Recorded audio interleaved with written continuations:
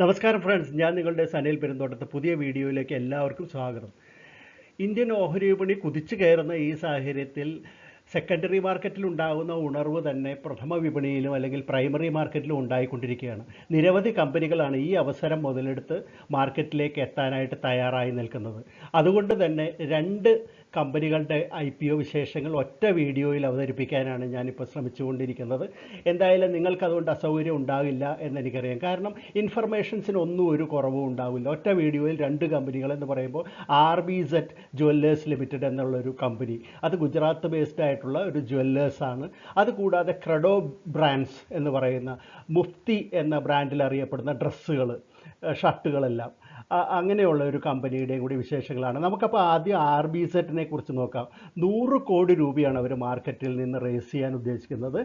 അത് പൂർണ്ണമായിട്ടും ഫ്രഷ് ഓഹരികളാണ്. എന്നാൽ ക്രെഡോ ബ്രാൻഡ്സ് എന്ന് പറയുന്ന കമ്പനി 549.78 കോടി രൂപയാണ് മാർക്കറ്റിൽ നിന്ന് റേസ് ചെയ്യുന്നത്. അത് പൂർണ്ണമായിട്ടും ഓഫർ ഫോർ സെയിലുമാണ്. RBZ ഗുജറാത്ത് ബേസ്ഡ് കമ്പനിയാണെങ്കിൽ ക്രെഡോ ബ്രാൻഡ്സ് മഹാരാഷ്ട്ര ബേസ്ഡ് കമ്പനിയാണ്. ഒന്ന് ജ്വല്ലേഴ്സും ഒന്ന് വസ്ത്രങ്ങളുടെ കമ്പനിയും, അതായത് വസ്ത്രവിതരണ കമ്പനിയും. ഈ രണ്ട് കമ്പനിയും ഡിസംബർ 19 ഒരുമിച്ചാണ് മാർക്കറ്റിലേക്ക് എത്തുന്നത്. അത് ഇഷ്യൂ ഓപ്പൺ ആകുന്നത് 21 വരെയാണ് ഈ ഇഷ്യൂ നീണ്ടു നിൽക്കുന്നത്. അപ്പം നമുക്ക് ഈ രണ്ട് കമ്പനികളുടെ വിശേഷങ്ങൾ ഈ വീഡിയോയിൽ തന്നെ കേൾക്കാം. രണ്ടും സെപ്പറേറ്റ് ആയിട്ടാണ് പറയുന്നത്. അതുകൊണ്ട് നിങ്ങൾക്ക് യാതൊരു ബുദ്ധിമുട്ടും ഉണ്ടാവില്ല എന്ന് ഞാൻ വിചാരിക്കുന്നു. നമുക്ക് ഈ പരീക്ഷണം എങ്ങനെയുണ്ടെന്ന് നോക്കാം.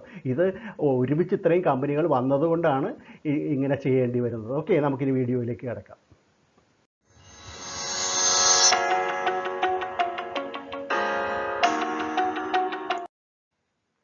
RBZ ജുവല്ലേഴ്സിനെ കുറിച്ചാണ് നമ്മൾ ആദ്യം സംസാരിക്കുന്നത്. അതായത് അവരൊരു ആൻറ്റിക് ഗോൾഡ് ജ്വല്ലറിയുടെ സ്പെഷ്യലിസ്റ്റുകളാണ്. പ്രധാനമായിട്ടും ജതാവു, മീന, കുന്തൻ രീതിയിലുള്ള ആൻറ്റിക് ജ്വല്ലറികളാണ് ഇവർ നിർമ്മിക്കുന്നത്. ഇതിൻ്റെ ഒരു പ്രത്യേകത, അവർ ഇത് നിർമ്മിച്ചിട്ട് സ്വന്തം ഷോറൂമുകൾ വഴി വിൽപ്പന ചെയ്യുന്നത് കൂടാതെ മറ്റുള്ള റീറ്റെയിൽ ഷോറൂമുകൾക്കും ഇവർ ഈ പ്രോഡക്റ്റുകൾ സപ്ലൈ ചെയ്യുന്നുണ്ടെന്നുള്ളതാണ്. സർഖേജ് ഗാന്ധിനഗർ ഹൈവേയിൽ അവിടെയാണ് ഇവരുടെ ഫാക്ടറി ഉള്ളത്. ഫാക്ടറി തന്നെ ഒരു സാമാന്യം നല്ലൊരു ഫാക്ടറിയാണ്. അതായത് 23,966 സ്ക്വയർ ഫീറ്റ് നീളമുള്ള ഒരു ഫാക്ടറിയാണ് ഇവർക്കുള്ളത്. അത് കൂടാതെ പ്രധാന ഷോറൂം സാറ്റലൈറ്റ് ഏരിയയിലാണ്. അതായത് അഹമ്മദാബാദിൽ തന്നെ ഏറ്റവും കൂടുതൽ റീറ്റെയിൽ ജ്വല്ലേഴ്സ് ഉള്ള ഒരു ഏരിയയിലാണ് ഇവരുടെ പ്രധാന ഷോറൂം. അതും ഈ പറഞ്ഞ പോലെ 11,667 സ്ക്വയർ ഫീറ്റുള്ളൊരു വലിയ ഷോറൂമാണ്. ഇത് 19 സ്റ്റേറ്റുകളിൽ, അതായത് 72ഓളം നഗരങ്ങളിൽ ഇന്ത്യയിൽ ഇവർക്ക് പ്രസൻസ് ഉണ്ട് എന്നുള്ളത് എടുത്തു പറയേണ്ട ഒരു കാര്യമാണ്. വലിയ ഒരു ജ്വല്ലറി നെറ്റ്വർക്ക് തന്നെ ഇവർക്കുണ്ട്. 185 സ്വന്തം എംപ്ലോയീസും 250ഓളം ആർട്ടിസാൻസ്, അതായത് ഗോൾഡ് സ്മിത്തുകൾ ഇരുന്നാണ് ഈ ആൻറ്റിക് ജ്വല്ലറികൾ പണിതുകൊണ്ടിരിക്കുന്നത്. ഇവരുടെ ഷോറൂമിൻ്റെ പേര് ഹരിത് സവേരി എന്നാണ്. റീറ്റെയിൽ ഷോറൂമുകൾക്ക് ഹരിത് സവേരി എന്നുള്ള പേരിലാണ് അത് അറിയപ്പെടുന്നത്. RBZ ജുവല്ലേഴ്സിൻ്റെ പ്രൊമോട്ടർ രാജേന്ദ്രകുമാർ കാന്തിലാൽ സവേരിയാണ്. അദ്ദേഹത്തിൻ്റെയാണ് ചിത്രം കൊടുത്തിരിക്കുന്നത്. അതുകൂടാതെ ഹരിത് രാജേന്ദ്രകുമാർ സവേരി ഉണ്ട്. ഇവരുടെ രണ്ടുപേരുടെയും കൈവശം നോക്കുകയാണെങ്കിൽ ഇഷ്യൂവിന് തൊട്ട് മുമ്പ് 100% ഓഹരികളും അവരുടെ കൈവശമാണ്. ഇത് ഇഷ്യൂ കഴിയുമ്പോൾ 75% മാറുന്നുണ്ട്. ഇനി നമുക്ക് ഇവരുടെ ഇഷ്യൂവിൻ്റെ ഉദ്ദേശം എന്താണെന്ന് നോക്കുകയാണെങ്കിൽ, അവർ വർക്കിംഗ് ക്യാപിറ്റലിന് വേണ്ടിയിട്ട് ഫണ്ട് സമാഹരിക്കുന്നതിന് വേണ്ടി, മൂലധനം സമാഹരിക്കുന്നതിന് വേണ്ടിയിട്ടാണ് ഇപ്പോൾ ഇത്തരത്തിലൊരു 100 കോടിയുടെ ഇഷ്യൂ നടത്തുന്നത്. അതുകൂടാതെ ജനറൽ കോർപ്പറേറ്റ് പർപ്പസസിന് പണം ഉപയോഗിക്കുകയും ചെയ്യാം. ഇനി കമ്പനിയുടെ വാല്യുവേഷൻസ് നോക്കുകയാണെങ്കിൽ EPS 7.4, PE റേഷ്യോ 12.77, ഇഷ്യൂ കഴിയുമ്പോൾ 13.44, return on net worth 24.15%, NAV 30.82 per ഷെയറുമാണ്. ഇനി നമുക്കിവരുടെ പിയർ കമ്പനികൾ ഏതൊക്കെയാണ് എന്നവരുടെ പ്രോസ്പെക്ടസിൽ പറഞ്ഞിരിക്കുന്ന പിയർ കമ്പനികൾ നോക്കാം. അത് തങ്കമയിൽ ജുവല്ലേഴ്സാണ് പ്രധാനമായിട്ട്. അതിൻ്റെ ബേസിക് ആയിട്ടുള്ള EPS 58.13 പിന്നെ DP ആഭൂഷൺ ലിമിറ്റഡ് 20.33 അവരുടെ ബേസിക് EPS. പിന്നെ ടൈറ്റാൻ കമ്പനി 36.61, ആശാപുരി ഗോൾഡ് 0.71 അവരുടെ EPS കാണുന്നത്.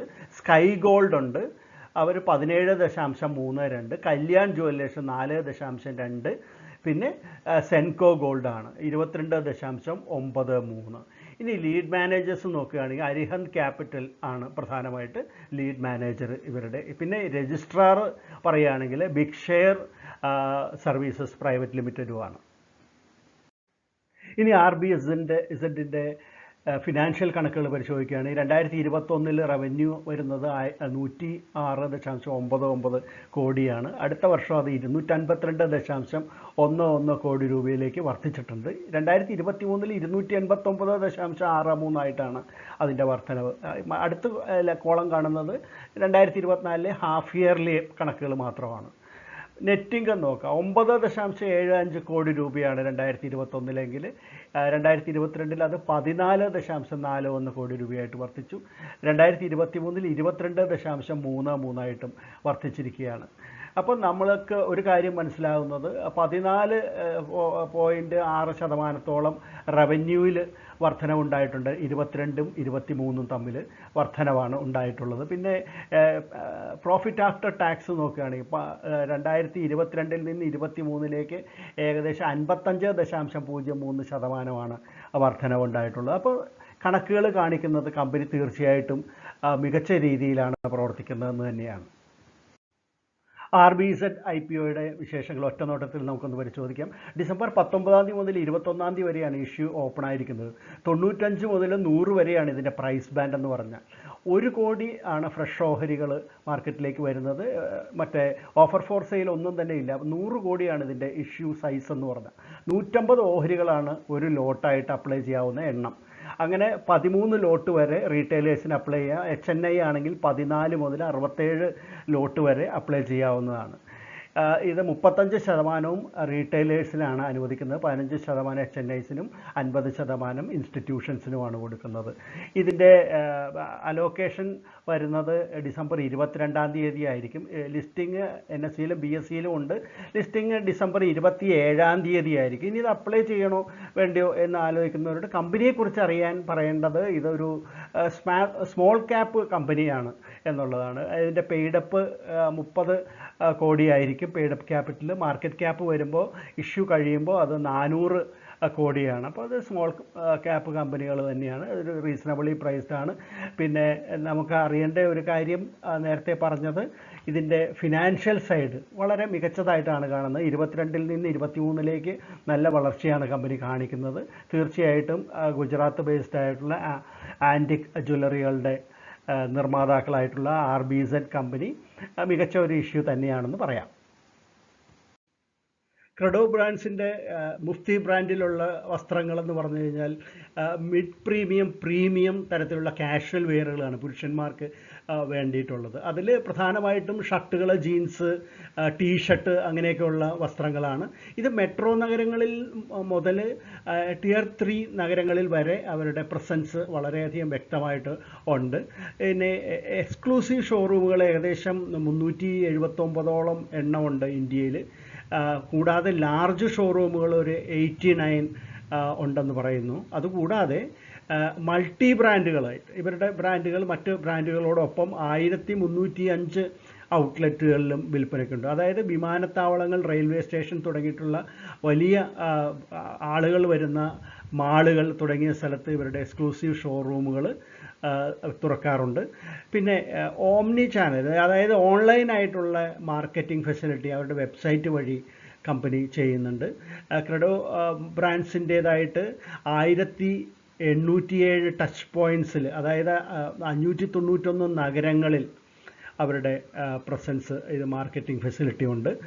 പിന്നെയുള്ള ഒരു കാര്യം നമ്മൾ ശ്രദ്ധിക്കേണ്ടത് അവരുടെ ഡെറ്റ് ഡേയ്സ് 113 ദിവസങ്ങളാണ്. അതുപോലെ തന്നെയാണ് ഇൻവെൻ്ററി ഡേയ്സ് 198 ദിവസങ്ങളുമാണ് എന്ന് അവരുടെ പ്രോസ്പെക്ടസിൽ പറഞ്ഞിട്ടുണ്ട്. 224 എംപ്ലോയീസാണ് കമ്പനിക്ക് ആകെ അവരുടെ പേറോളിലുള്ളത്. അതുപോലെ 1339 എംപ്ലോയീസ് അവർ കോൺട്രാക്ട് ബേസിലും വർക്ക് ചെയ്യുന്നതായിട്ട് പറയുന്നു. ക്രെഡോ ബ്രാൻഡ്സ് മാർക്കറ്റിംഗ് ലിമിറ്റഡ് എന്ന കമ്പനിയാണ് രണ്ടാമത്തേത്. അത് മുഫ്തി എന്നുള്ള ബ്രാൻഡിൽ അറിയപ്പെടുന്ന മെൻസ് വിയറാണ് അവർ അധികവും മാർക്കറ്റ് ചെയ്യുന്നത്. പ്രധാനമായിട്ടും അവരെക്കുറിച്ച് പറയാനുള്ളത് സ്വന്തമായിട്ട് വസ്ത്രങ്ങൾ മാനുഫാക്ചർ ചെയ്യുന്നില്ല, കോൺട്രാക്ട് ബേസിലാണ് അത് നിർവഹിക്കപ്പെടുന്നത്. പക്ഷേ അവർ ഇന്ത്യയിൽ വളരെയധികം അറിയപ്പെടുന്ന ഒരു ബ്രാൻഡായിട്ട് മാറിയിട്ടുണ്ട്. ഏറ്റവും പ്രധാനപ്പെട്ട എല്ലാ നഗരങ്ങളിലും മുതൽ 3 ടയർ സിറ്റികളിൽ വരെ അവരുടെ പ്രസൻസ് ഉണ്ട്. നമുക്ക് ഈ കമ്പനിയെക്കുറിച്ച് പറയുകയാണെങ്കിൽ 549.78 കോടി രൂപയാണ് ഇവർ മാർക്കറ്റിൽ നിന്ന് റേസ് ചെയ്യുന്നത്. ഇത് പൂർണ്ണമായിട്ടും ഓഫർ ഫോർ സെയിലാണ്. ഇനി കമ്പനിയുടെ മറ്റു വിവരങ്ങൾ നോക്കുകയാണെങ്കിൽ പ്രൊമോട്ടേഴ്സ് കമൽ കുഷ്ലാനി, അദ്ദേഹത്തിൻ്റെയാണ് ഈ ചിത്രം കൊടുത്തിരിക്കുന്നത്. അതുകൂടാതെ പൂനം കുഷ്ലാനി, ഇവരുടെ കൈവശം ഇഷ്യൂവിന് തൊട്ട് മുമ്പ് 66.66% ഓഹരികളുണ്ട്. ഇഷ്യൂ കഴിയുമ്പോൾ അത് 53.66% മാറുന്നു. ഇനി ഇഷ്യൂ നടത്തുന്നത് എന്തിനാണെന്ന് ചോദിച്ചാൽ നമുക്കറിയാം, ഇത് ഓഫർ ഫോർ സെയിലാണ് പൂർണ്ണമായിട്ട്. അപ്പോൾ പിന്നെ അവരുടെ പ്രൊമോട്ടേഴ്സിൻ്റെ പോക്കറ്റിലേക്കാണ് ഈ പൈസ മുഴുവൻ പോകുന്നത്, കമ്പനിയിലേക്ക് ഒന്നും വരുന്നില്ല. അപ്പോൾ ലിസ്റ്റിംഗ് ബെനിഫിറ്റ് എന്നുള്ളൊരു ബെനിഫിറ്റാണ് പ്രധാനമായിട്ടും കിട്ടുന്നത്. പിന്നെ നമ്മളെപ്പോലെയുള്ള ആളുകൾക്ക് ഇതിൻ്റെ ഷെയർ ഹോൾഡേഴ്സ് ആകാനുള്ള ഒരു അവസരവും കിട്ടുന്നു. അല്ലാതെ മറ്റ് കാര്യങ്ങളൊന്നും കമ്പനിയിലേക്ക് പണം വരുന്നില്ല. EPS നോക്കുകയാണെങ്കിൽ 12.06 ആണ്. പിന്നെ പി റേഷ്യോ 22.06, 23.22 എന്നാണ് കാണുന്നത്. Return on net worth 29.98%. NAV 43.75 per ഷെയറുമാണ്. ഇനി ഇതിൻ്റെ പിയർ കമ്പനികൾ നോക്കുകയാണെങ്കിൽ ആദിത്യ ബിർള ഫാഷൻസ് അത് 0.38 ആണ്. Go fashions 15.33, Aravind fashions limited 2.77 ആണ് അതിൻ്റെ basic EPS. Kewal Kiran clothing എന്ന കമ്പനി അത് 19.31 ബേസിക് EPS കാണുന്നത്. നമുക്കറിയാം ക്രെഡോ ബ്രാൻഡ്സിൻ്റേത് 12.06. ഇനി ഇതിൻ്റെ ലീഡ് മാനേജേഴ്സ് നോക്കുകയാണെങ്കിൽ ഡാം ക്യാപിറ്റൽ അഡ്വൈസേഴ്സ് ലിമിറ്റഡും ICICI സെക്യൂരിറ്റീസുമാണ്. Registrar link time India private ലിമിറ്റഡും. ഇനി നമുക്ക് ക്രെഡോ ബ്രാൻഡ്സ് മാർക്കറ്റിങ്ങിൻ്റെ ഫിനാൻഷ്യൽ സൈഡ് പരിശോധിക്കുകയാണ്. 2024 261.15 കോടി രൂപയുടെ റവന്യൂ ആണെങ്കിൽ അടുത്ത വർഷം അത് 354.84 കോടിയായിട്ട് വർദ്ധിച്ചിട്ടുണ്ട്. അത് 2023 ആയപ്പോഴത്തേക്ക് 509.32 കോടിയായിട്ട് റവന്യൂ വർദ്ധിക്കുന്നതാണ് കാണുന്നത്. അടുത്ത കോളത്തിൽ കാണുന്നത് Q1 ഫലമാണ്, ക്വാർട്ടർലി ഫലമാണ് ആദ്യത്തെ. ഇനി നെറ്റ് ഇൻകം നോക്കുകയാണെങ്കിൽ 3.44 2021. അടുത്ത വർഷം അത് 35.74 കോടിയായിട്ട് വർദ്ധിക്കുന്നു.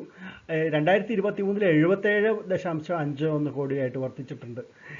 അപ്പോൾ നമുക്ക് എടുത്തു പറയാവുന്ന ഒരു കാര്യം, ഇതിൻ്റെ റവന്യൂ 2022 23 ഇടയിൽ 43.54 കോടിയുടെ ശതമാനത്തിൻ്റെ ഒരു വർധനവാണ് ഉണ്ടായിട്ടുള്ളത്. അതുപോലെ തന്നെ പ്രോഫിറ്റ് ആഫ്റ്റർ ടാക്സ് നോക്കുകയാണെങ്കിലും 116.88% വർധനവുണ്ടായിട്ടുള്ളത്.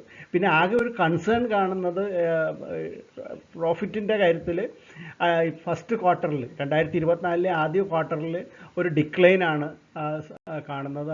അത് ആ ഒരു സൂചന മാത്രമാണ് നമുക്കൊരു കൺസേൺ ആയിട്ട് ഇതിനകത്തുള്ളൂ. ഇനി ക്രെഡോ ബ്രാൻഡ്സ് മാർക്കറ്റിംഗ് ലിമിറ്റഡിൻ്റെ IPO വിശേഷങ്ങൾ ഒറ്റനോട്ടത്തിലൊന്ന് പരിശോധിക്കുകയാണെങ്കിൽ ഡിസംബർ 19 മുതൽ 21 വരെയാണ് ഇഷ്യൂ ഓപ്പൺ ആയിരിക്കുന്നത്. ഇതിൻ്റെ പ്രൈസ് ബാൻഡ് 266 രൂപ മുതൽ 280 രൂപ വരെയാണ്. ഇതൊരു ഫുള്ളി പ്രൈസ്ഡ് ഇഷ്യൂ ആണെന്ന് തന്നെ പറയാം.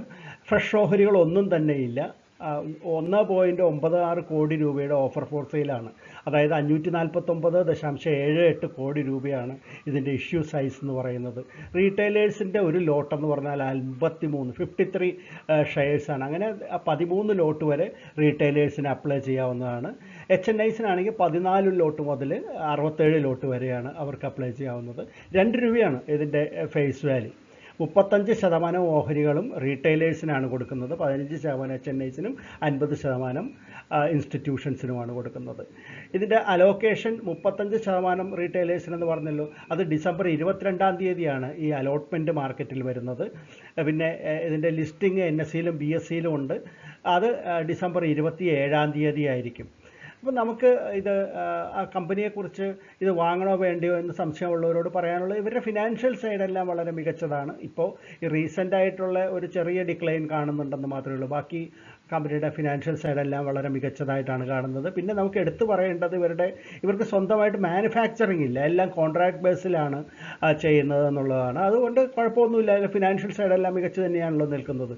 എന്തായാലും ഇത് വളരെ നല്ലൊരു ഓഹരിയായിട്ടാണ് പറയപ്പെടുന്നത്. അപ്പോൾ ഒരു മീഡിയം ടൈം ലോങ് ടൈം ഇൻവെസ്റ്റേഴ്സിന് ഇതുകൊണ്ട് നേട്ടം ഉണ്ടാവും എന്ന് തന്നെയാണ് വ്യക്തിപരമായിട്ട് എൻ്റെ അഭിപ്രായം.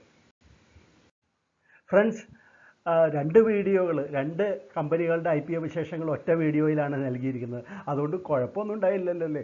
നിങ്ങൾക്ക് ഇഷ്ടപ്പെട്ട് കാണുമെന്ന് വരുന്നു. ഇഷ്ടപ്പെട്ടെങ്കിൽ തീർച്ചയായിട്ടും ലൈക്ക് ചെയ്യണം. മാത്രമല്ല അതേക്കുറിച്ചുള്ള അഭിപ്രായം തീർച്ചയായിട്ടും നൽകണം. ഇതുപോലെ ചില അപൂർവ അവസരങ്ങൾ മാത്രമേ ഇതുപോലെ ചെയ്യേണ്ടതായിട്ട് വരികയുള്ളൂ. എന്തായാലും നിങ്ങളുടെ അഭിപ്രായം അറിയാനായിട്ട് കാത്തിരിക്കുകയാണ്.